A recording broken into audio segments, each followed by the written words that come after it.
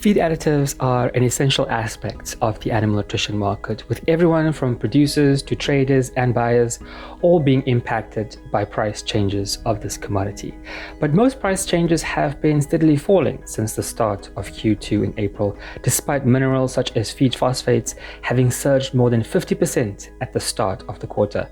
Our analyst team at Feedinfo offers some insight from their Q2 report. Recently, North America feed additive prices have been dropping, and basically we can see three main reasons for that.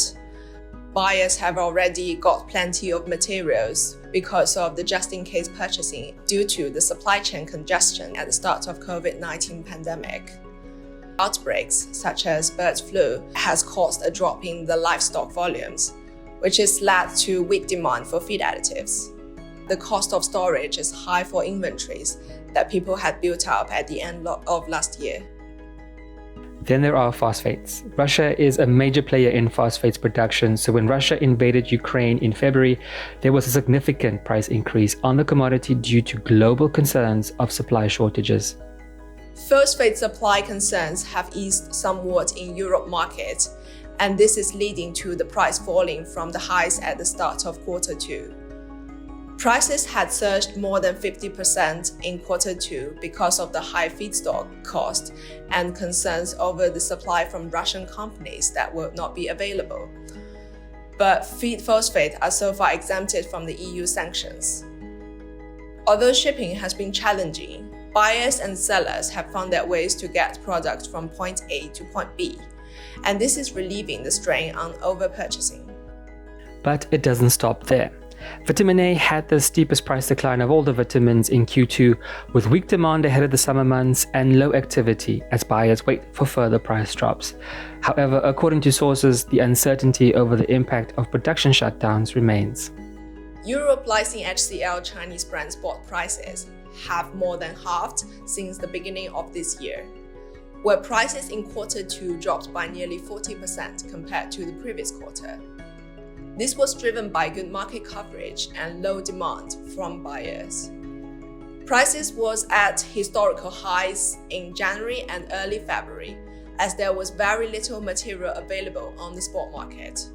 Together with the delays in the arrival of shipments continued, which was squeezing the overall supply. As for domestic Asian feed additive prices, they were on a continuous downward trend in Q2 besides Decalpan.